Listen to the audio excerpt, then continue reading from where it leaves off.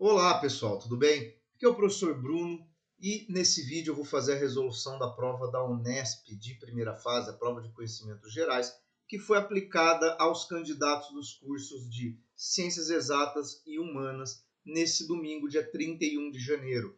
Então, a segunda aplicação da prova de conhecimentos gerais. Sábado, a prova foi voltada aos candidatos das áreas de biológicas e a gente pode ver que a Unesp meio que copiou o modelo.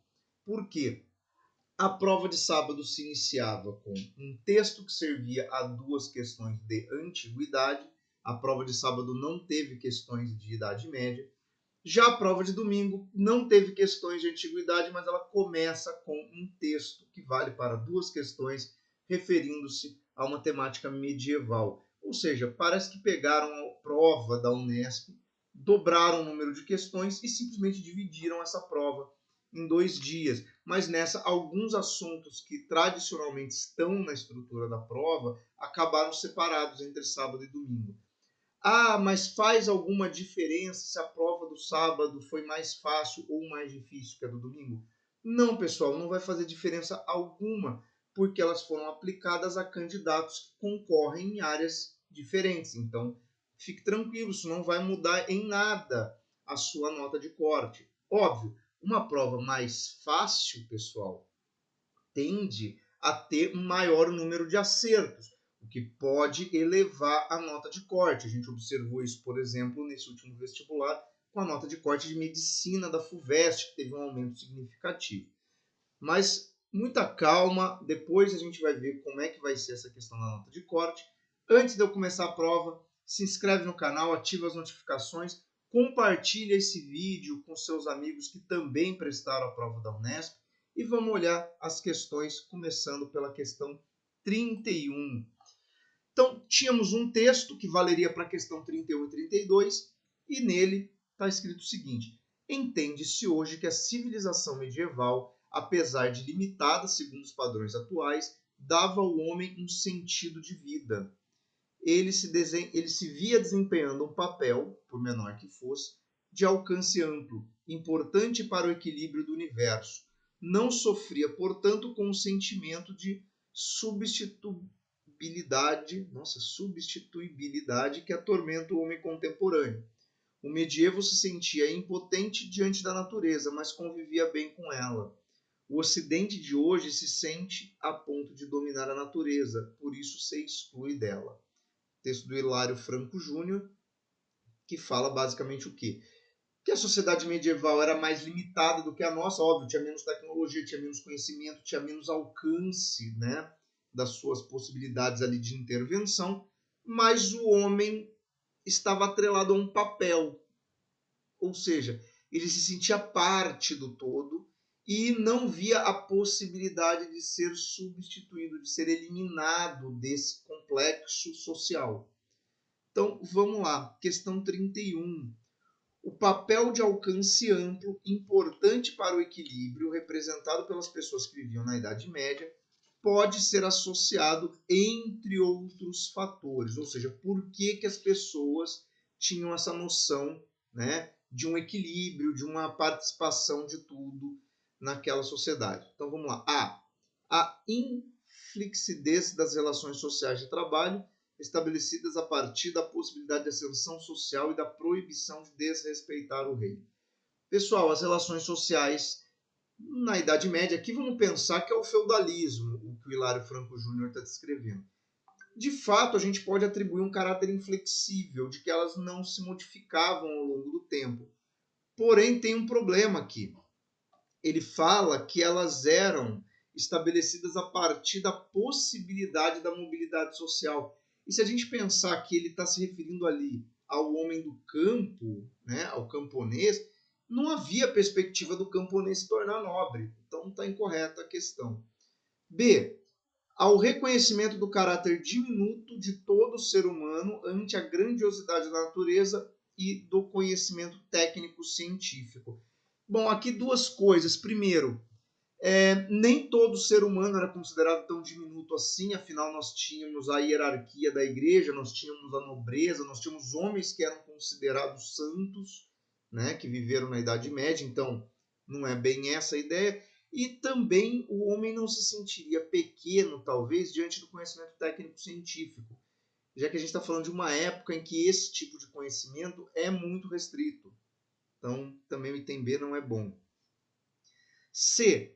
Percepção religiosa de que o homem está integrado ao mundo, ligado diretamente a Deus e é objeto de uma contínua luta entre o bem e o mal. Bom, aqui é uma questão de mentalidade bastante teológica, né? Uma mentalidade bem religiosa, mas pode ser, né? A ideia de que o homem faz parte do todo, isso o texto indica, e essa ideia de que o homem está numa grande luta entre bem e mal mexe com um pouco o imaginário medieval no que diz respeito à religião. Então pode ser o item C. Mas vamos ver os outros. D. Sentimento de pertencer à espécie humana, dotada de razão e com liberdade e autoridade para agir de acordo com a sua vontade. Mas aí é que está, o texto diz que o homem se sente como parte de algo maior, algo que já existe.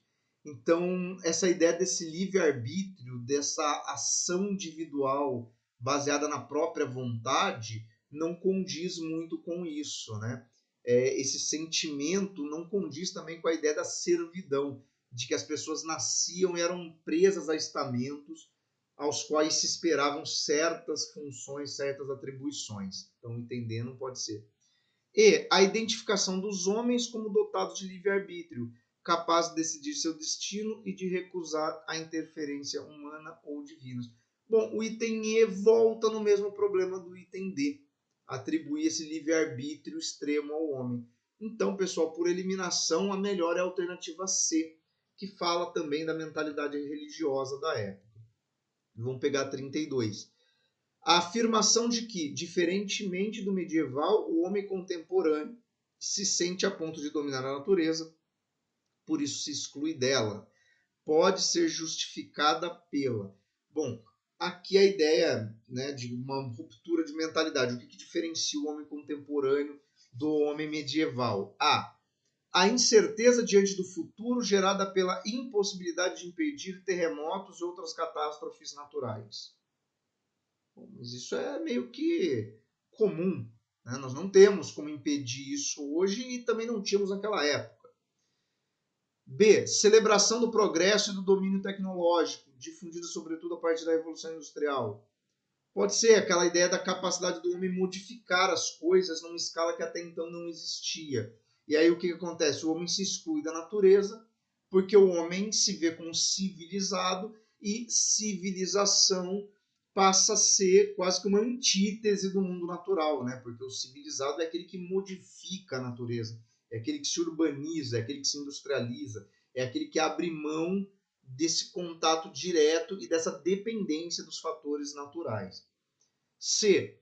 Visão dessacralizada da natureza proporcionada pelo ateísmo propagado depois da Revolução Russa. Só que aí que está, né? Essa ruptura com a natureza não tem relação necessariamente com o ateísmo e antecede a Revolução Russa, né? Se a gente vai considerar um mundo industrial, um mundo moderno do século XX, as características estão presentes muito antes da Revolução Russa. D. Superação dos perigos naturais proporcionada pela atual capacidade de controlar o clima planetário. Bom, o homem não tem capacidade de controlar o clima. A gente tem a capacidade de destruir, né, o equilíbrio climático, mas a gente não tem condição de retroceder ou de modificar de acordo com a nossa vontade. Então está incorreto. E. Descrença em relação ao futuro, nascida com a visualização da barbárie das duas guerras mundiais.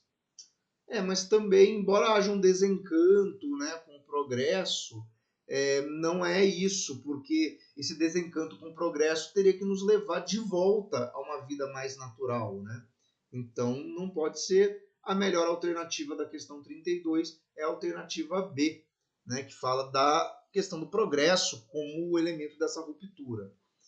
Então, fica aí, né, nos textos a questão 31C e na 32 a alternativa B. Questão 33, ó, questão que não tem texto, questão bem direta. E só lembrando aquela ideia de que na Idade Moderna a Unesp acaba fazendo muito esse vínculo com as relações coloniais, né? As práticas econômicas mercantilistas são frequentemente relacionadas aos estados modernos e representam, bom, questão clássica, o que é o mercantilismo, o que caracteriza, né? A concentração de capitais, alcançada principalmente por meio da exploração colonial de mecanismos de proteção comercial. Bom, parece ser essa, né? Basicamente está falando do quê? Do monopólio colonial e do protecionismo, né? Da ideia de balança comercial favorável, o acúmulo de riquezas, de capitais. Mas vamos ver o que tem de errado nas demais. B. Uma difusão do comércio em escala mundial obtida com a globalização da economia e a multipolaridade geoestratégica. Mas a economia ela não é globalizada em tese, no sentido de que cada economia é globalizada, né? E multipolaridade geoestratégica também é complicado aqui, né? Isso aqui é um conceito até da geografia, né? Mas implicaria em você ter vários polos, né? De relacionamento ali. Então, complicado essa alternativa. C, talvez muita gente tenha marcado, né? Até porque um dos temas das questões do início da prova de sábado foi justamente falar da globalização, né? Você vê como a temática é recorrente, né, na cabeça do elaborador, né? Dos elaboradores, né? A prova não é feita por uma única pessoa, né? Mas é uma banca elaboradora. C, uma redução profunda no grau de intervenção do Estado na economia, que passou a ser gerida pelos movimentos do mercado. Não, pessoal, porque o mercantilismo não é uma forma de liberalismo da economia. Inclusive, é a grande crítica dos liberais ao mercantilismo. D. Resultado da concentração do poder político nas mãos dos governantes que defendiam, sobretudo, os valores e interesses da burguesia industrial. Mas burguesia industrial só poderia aparecer no momento seguinte, né, pós o período mercantilista, então está incorreta. E combate sistemático às formas compulsórias de trabalho que impediam o crescimento dos mercados consumidores internos nos países europeus. Pessoal, mas formas de trabalho compulsório, por exemplo, são formas de trabalho escravo, as formas de trabalho que se empregou na América. E não podemos esquecer que haviam sim formas de trabalho compulsório ainda na Europa, resquícios de servidão. Então, o item E também está incorreto, né? Então, a alternativa que melhor resume o que é o mercantilismo era a alternativa A mesmo, né? Mais direta, mais clássica na sua concepção. 34, uma questão que vai falar do sermão do padre Antônio Vieira, ou seja, um cronista, né, do período colonial, um religioso. De maneira que, assim como a natureza faz de feras homens, matando e comendo, assim também a graça faz de feras homens, doutrinando e ensinando. Ensinastes o gentil barbárie rude, e que cuidas que faz aquela doutrina, mata nele a fereza e introduz a humanidade, mata a ignorância e introduz o conhecimento, mata a bruteza e introduz a razão, mata a infidelidade e introduz a fé. Deste modo, por uma conversão admirável, o que era fera fica homem e o que era gentil fica cristão. O que era despojo do pecado fica membro de Cristo e de São Pedro. Tende-os, os escravos, cristãos, e tende muitos, mas tende-os de modo que eles ajudem a levar a vossa alma ao céu, e vós as suas. Isto é o que vos desejo, isto é o que vos aconselho. Isto é o que vos procuro. Isto é o que vos peço, por amor de Deus e por amor de vós. O que quisera que levares desse sermão metido na alma. Bom, basicamente o sermão aqui do padre Antônio Vieira defende, né, e justifica a conversão dos indígenas, né, dos chamados gentios. Né, diz que tira a brutalidade, tira-os da selvageria e os transforma em homens. Então é uma concepção aqui relacionada a isso. O Sermão do Espírito Santo foi pregado pelo padre Antônio Vieira em São Luís do Maranhão, 1657, e recorre. Bom, vamos ver, aqui está falando da estrutura, né, do que ele usa neste sermão. A metáfora para defender a liberdade de natureza de todos os animais criados por Deus. Opa, mas ele não defende a liberdade de natureza, porque ele quer modificar a natureza dos indígenas. Então está incorreto. Ironia, para condenar a escravização de nativos e africanos nas lavouras de algodão. Só que vamos olhar lá o final do texto. Ele fala dos escravos, mas em nenhum momento ele fala não tenha escravos. Ele inclusive fala, tende os cristãos e tende muitos, mas tende de modo que eles ajudem a levar vossa alma ao céu. Ou seja, não tem problema você ter escravo desde que você os cristianize. Então, ele não está fazendo essa ironia. C. Antíteses, para reconhecer a escravização dos nativos como um caminho possível de trabalho missionário. O que são as antíteses? Essa inversão, né, de ideias. Ele fala lá no começo, né, transforma o bárbaro em civilizado, né, tira o bruto, transforma em razão, mata a infidelidade, introduz a fé, ou seja, ele está trabalhando com antíteses o tempo todo. E ele reconhece que a escravidão pode ser um mecanismo de cristianização, porque é essa segunda parte. Ele não fala que você não pode ter escravo, você pode ter, desde que você use essa estrutura também para pregar o cristianismo. Então aqui é a alternativa C. D. Retórica barroca para contestar a ideia de que os africanos nativos merecem liberdade e salvação. Opa, ele fala da liberdade na questão da alma, da salvação. Não liberdade de acabar com a escravidão, mas ele fala aqui no final, né? Para que eles ajudem a levar a vossa alma ao céu e vós as suas. Ou seja, você também vai levá-los ao céu pela salvação. E retórica clássica para acusar os proprietários de escravos de descuidar dos direitos humanos dos nativos. Bom, aqui a gente tem um problema, né? A retórica clássica seria uma retórica que volta à antiguidade e não havia esse conceito de direitos humanos, muito menos um questionamento à escravidão.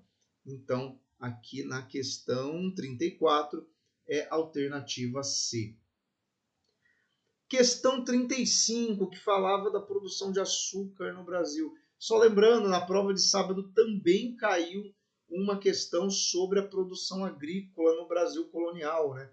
Falava da questão da cana-de-açúcar e da produção de gênero de subsistência. Então vamos lá.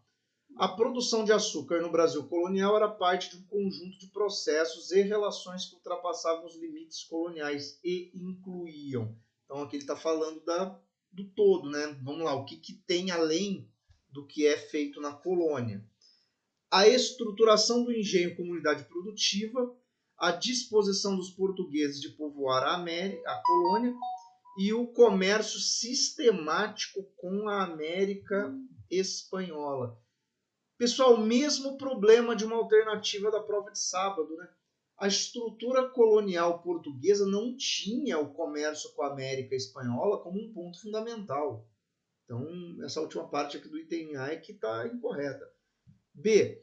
Técnicas de cultivo indígena e as mudas de cana procedentes do mundo árabe e a intermediação britânica na comercialização. Bom, primeiro, não haviam técnicas de cultivo indígena aplicadas à cana-de-açúcar, até porque é uma planta introduzida na América pelos europeus. A intermediação do comércio de cana-de-açúcar até podia ser feita por não portugueses, né? Isso explica as relações dos portugueses com os holandeses, mas não os ingleses. Então, também vamos descartar aqui. C. A adaptação da cana à terra roxa do Nordeste. Conhecimento técnico dos imigrantes e a atuação holandesa no transporte marítimo. Bom, pessoal, aqui temos alguns problemas. Primeiro, não haviam imigrantes, né?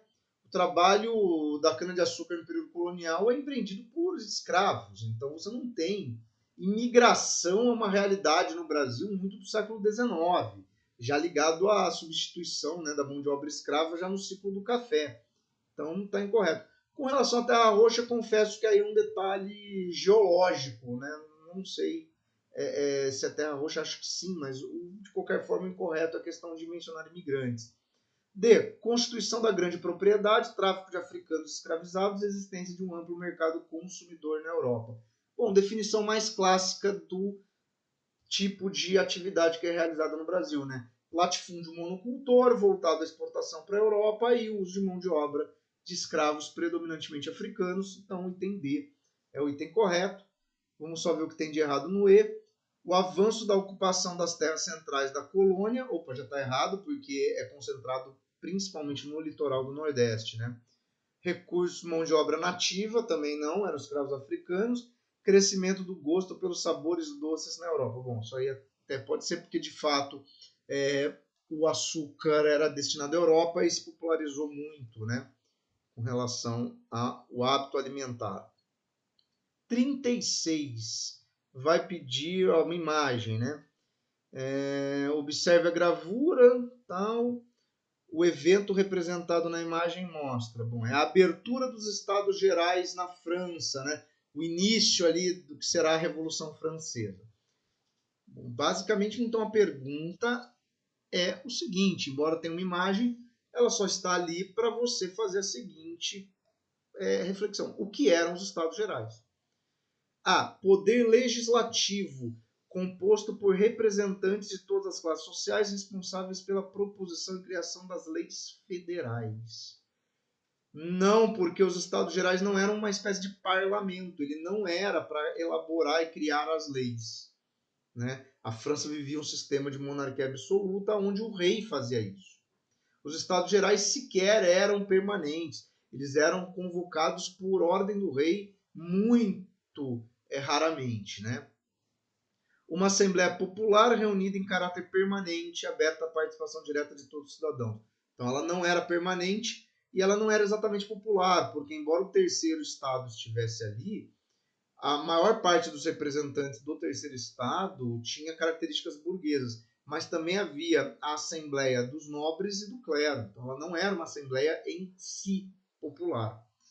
C. Poder moderador, composto por representantes de organismos sociais e políticos responsável pelo controle sobre as decisões do rei. Mas não haveria, na França absolutista, um poder para moderar o poder real, senão não seria um absolutismo.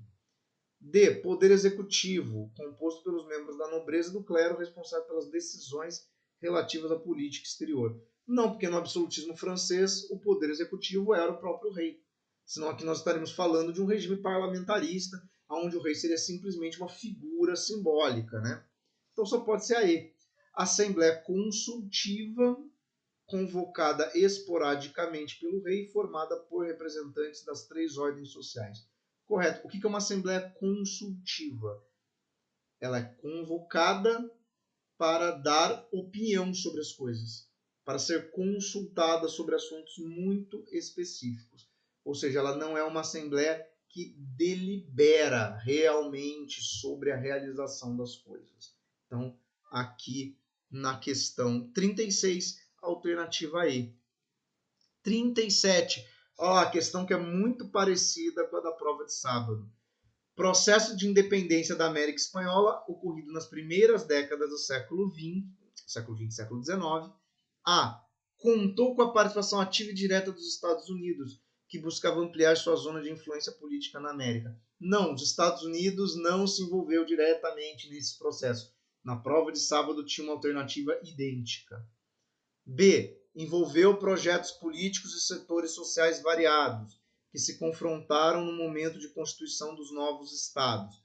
Pode ser, por quê? Porque alguns grupos queriam federalismo, outros grupos queriam manter todos os vice-reinos juntos, tinha o Simão Bolívar com a ideia do pan-americanismo, tinha grupos populares, tinha grupos indígenas que queriam acesso à terra, ou seja, havia também nesse momento de independência uma brecha para a discussão de várias questões sociais no interior desses novos estados. Então, aqui no 37, a alternativa B. Mas vamos ver as outras. C. Manteve a unidade territorial de todas as áreas controladas pela Espanha. Os novos estados organizaram-se numa federação. Não. Inclusive, os vice-reinos se subdividiram em países. Por exemplo, Uruguai, Argentina, Paraguai, que era o vice-reino do Prata. Né? Não houve essa unidade.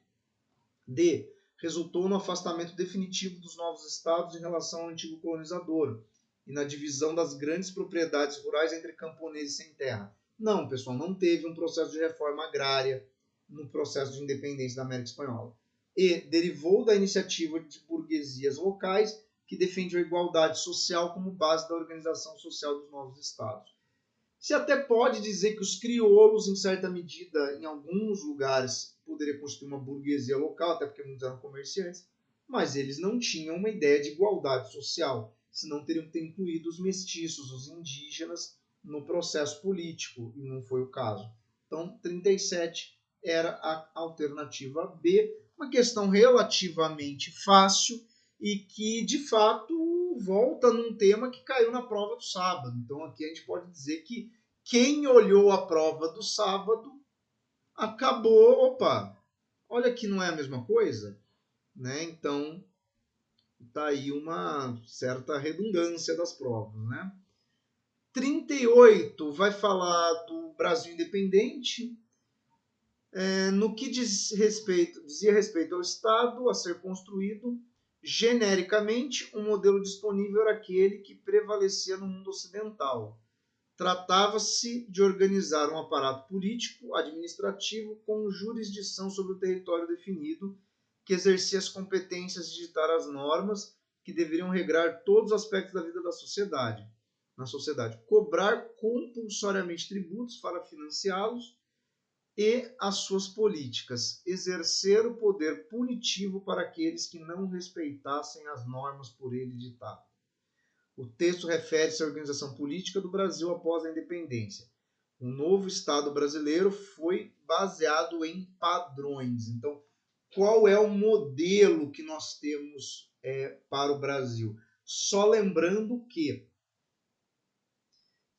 o Brasil tinha Constituição, né, a Constituição de 1824, e vamos lá, a federalista, que garantia completa autonomia às províncias, ou seja, algo ali muito parecido com o modelo que temos nos Estados Unidos, onde cada região faz o que bem entender.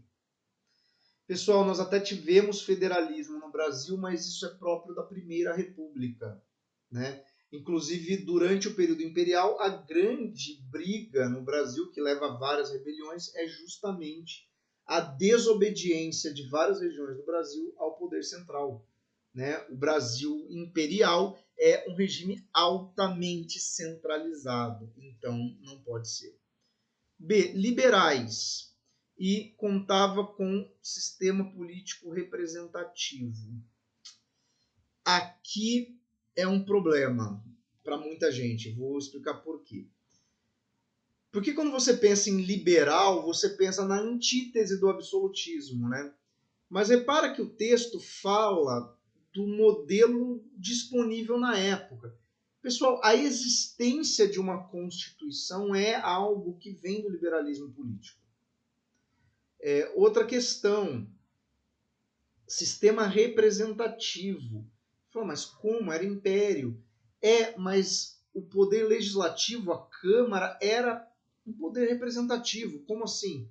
Existia o voto censitário, óbvio, a grande maioria dos brasileiros não podia participar efetivamente da eleição, mas havia a representação das várias regiões do país. Pelo menos uma camada da população era representada ali, naquele sistema. Então, o item B, apesar de soar muito estranho, é a alternativa correta, porque vamos olhar as outras. C, absolutista. Aí muita gente vai marcar, olha lá, porque tinha o poder moderador, o Dom Pedro I era centralizador. Mas olha lá, fundava-se no exercício dos 3 poderes pelo imperador. Pessoal, o imperador tinha o poder moderador, mas ele não exercia os 3 poderes.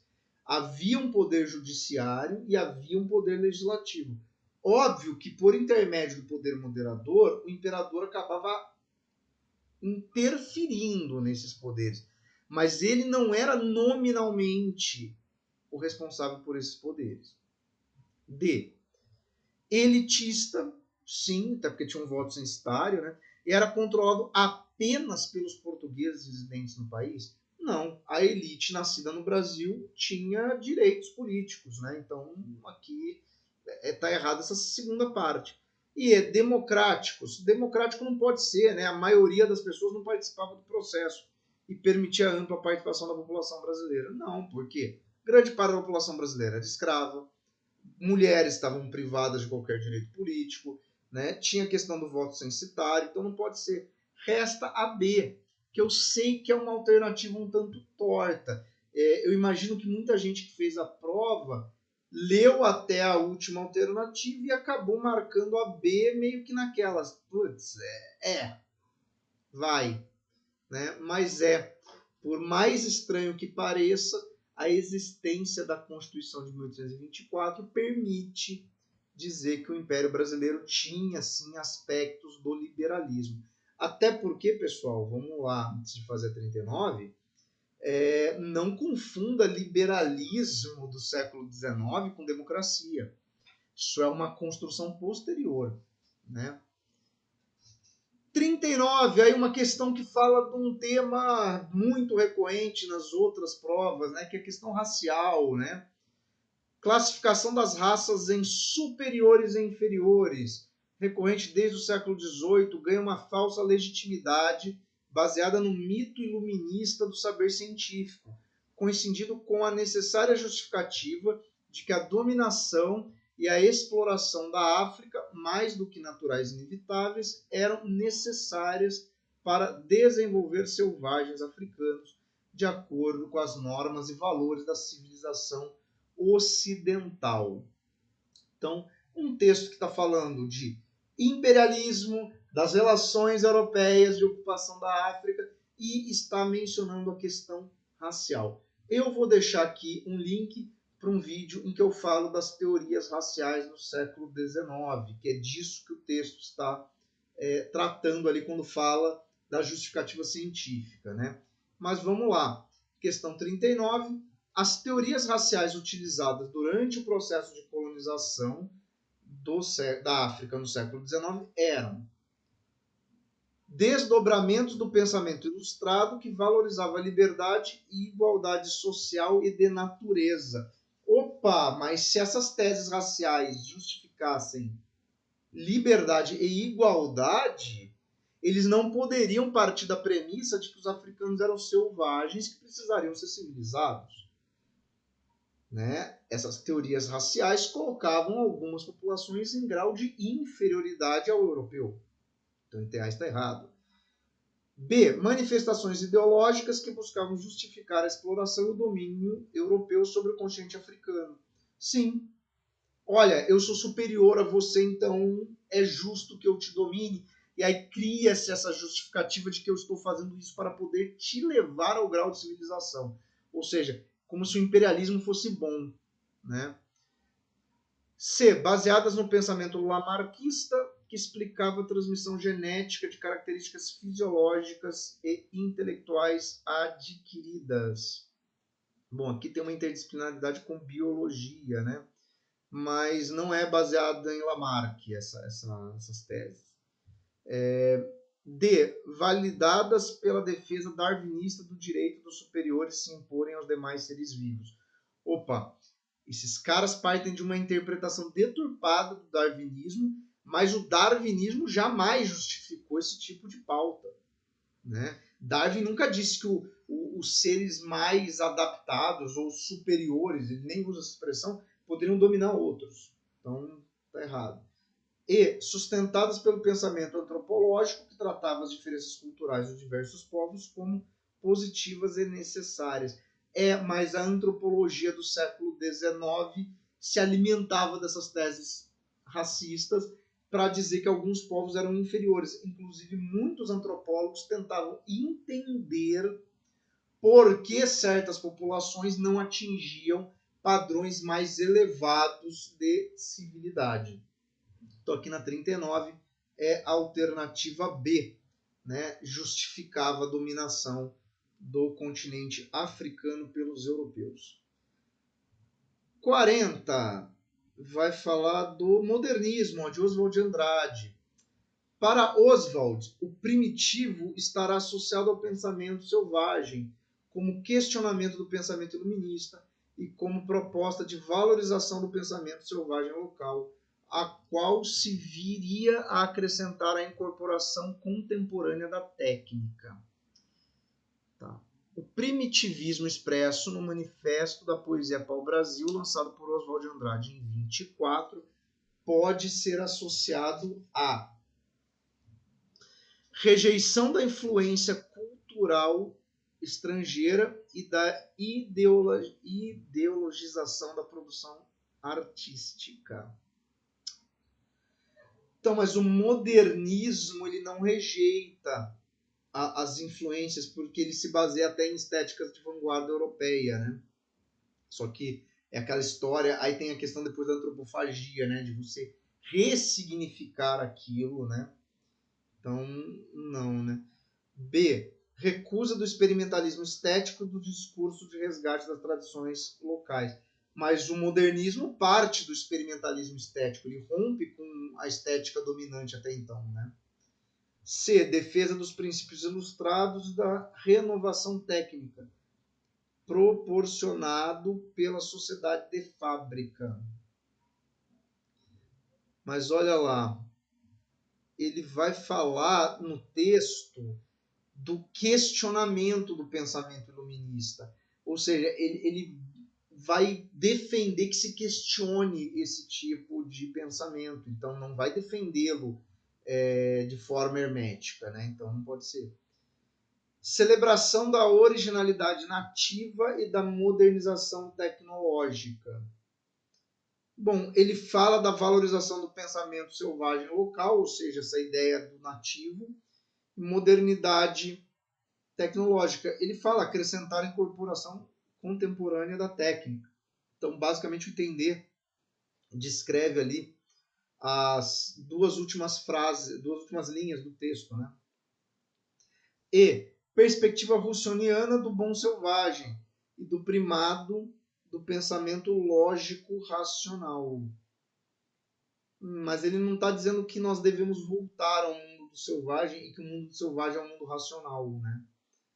É confusa essa questão aqui, né? Essas alternativas. A D é a melhor porque é a que melhor se reporta ao texto, né? Mas as outras estão muito fora da temática, não, estão muito fora da referência ao texto, né? Mas é uma questão relativamente difícil, a 40. E para fechar, já talvez fazendo a transição para a geografia, né? As questões 41 e 42 também tinham o mesmo texto. Com o fim da Segunda Guerra Mundial, os Estados Unidos se viram numa situação privilegiada, como a mais forte, coesa e próspera economia mundial. O governo americano coordenou um vasto plano de apoio para recuperar as economias capitalistas da Europa Ocidental. Já no contexto da Guerra Fria, as agitações revolucionárias da Ásia, África e América Latina forçariam desdobramentos dos investimentos americanos também para essas áreas. O resultado desse conjunto de medidas foi um crescimento econômico sem precedentes nas economias industriais. Entre 1953 e 1975, a taxa de produção industrial cresceu na escala extraordinária de 6% ao ano. O crescimento da riqueza foi de cerca de 4% per capita em todo esse período. Mesmo com a crise do petróleo, que atingiu e abateu os mercados entre 73 e 80, o crescimento continuou, embora reduzido a cerca de 2,5% ao ano, o que ainda era uma escala notável. Bom, então aqui é um texto do Shevchenko, né? Nicolau Shevchenko, está falando o quê? Que no pós-Segunda Guerra Mundial, os Estados Unidos se tornou a grande potência do mundo capitalista, investiu em diversas áreas até para recuperar as outras economias dos países aliados, impediu o avanço do socialismo, e aí ele fala de dois períodos de crescimento, né? Que de 53 a 75 cresceu muito a economia mundial, mas com a crise do petróleo, né? Que 73 é a crise do petróleo, e 80, a partir da década de 80 começa a cair bastante esse crescimento. Ele vai diminuindo, mas ainda cresce a uma taxa interessante. Vamos lá, 41. No contexto descrito, a industrialização do Ocidente expandiu-se 12% no período de 73 a 80, o que refletiu plena independência da indústria ocidental em relação ao petróleo produzido e exportado pelo Oriente Médio. Bom, dois problemas. Primeiro, que não cresceu nessa taxa. Segundo, que o Ocidente não se tornou independente do petróleo, né? Inclusive, a crise do petróleo impacta demais o mundo ocidental justamente por essa dependência. B. O crescimento da riqueza foi menor no período de 73 a 80, sim, em relação a décadas anteriores, demonstrando o impacto da crise do petróleo na economia norte-americana e no Ocidente europeu. Pode ser, né? Você cresceu menos do que vinha crescendo. É isso que ele fala no texto. A taxa de produção industrial cresceu 132% no período de 53 a 75, o que fortaleceu a economia americana e permitiu investimento nos países do Ocidente europeu. Nossa, mas aqui você ia ter que fazer a conta de juros, né, a conta de percentual acumulado aqui para dar esse 132%, né? Mas ele diz no início do texto que o que fortaleceu a economia americana foi a vitória na guerra. Olha só.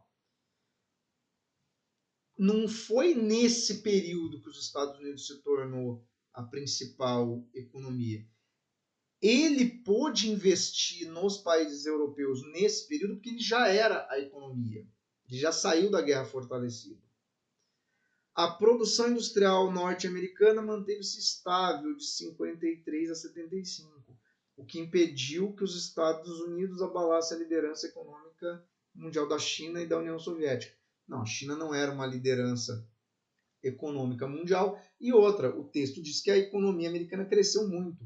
Esse é um período de grande industrialização também nos Estados Unidos. E a riqueza per capita sofreu redução de 2,5% no período de 73 a 80, o que fragilizou a posição norte-americana. Não, mas nesse período ela continuou crescendo. Ela não foi reduzida. Então aqui a melhor é a alternativa B, né, que fala do impacto da crise do petróleo, né, e explica esse menor crescimento entre 73 e 80. E a 42, né, a última questão aqui, o apoio à recuperação das economias capitalistas da Europa Ocidental e os investimentos na Ásia, na África e na América Latina, mencionados no texto, correspondem à atuação dos Estados Unidos. Bom, por que ele faz, né, esses investimentos? Defesa de posições políticas e ideológicas de caráter globalista. Nossa, globalismo, chegou esse termo, né? Então, globalista e multicultural após a onda nacionalista trazida pela Segunda Guerra Mundial. Não, pessoal, década de 50, os Estados Unidos continua com uma mentalidade extremamente nacionalista, né? Não defende multiculturalismo, né? Então, não. B. Na disputa pelos mercados internos dos países do centro e oriente da Europa e países do hemisfério sul. Pode ser, né, a expansão dos investimentos americanos, porque via nesses países mercado, via potencial de crescimento, pode ser. Também pode ser para impedir que esses países virem socialistas, né? Tinha um pouco a ver com a Guerra Fria. C. No cenário geopolítico do pós-Segunda Guerra, em meio às disputas de caráter econômico, militar e ideológico com o bloco socialista. Pode ser a alternativa C, olha lá. Né? Melhor, né, você manter os governos ali alinhados, né? Então, na constituição de uma hegemonia mundial unilateral, favorecida pelo declínio econômico e militar dos países do centro e do ocidente europeu. Mas não era unilateral, né? Porque você tinha parte do mundo que estava fora da esfera de alcance dos Estados Unidos, né? Então, não.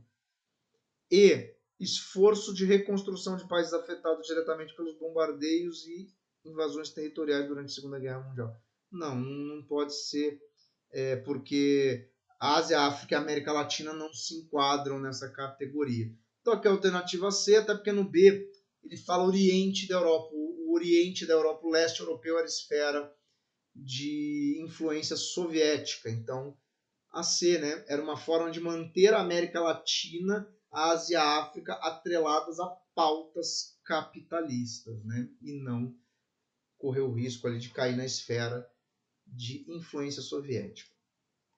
Bom, pessoal, então essa foi a resolução da prova de domingo, né, para os candidatos de humanas e exatas da Unesp, né? Então, aqui eu vou deixar o link para outras resoluções. Se você gostou, dá um joinha, se inscreve e ativa as notificações, compartilha esse vídeo e até o próximo, pessoal.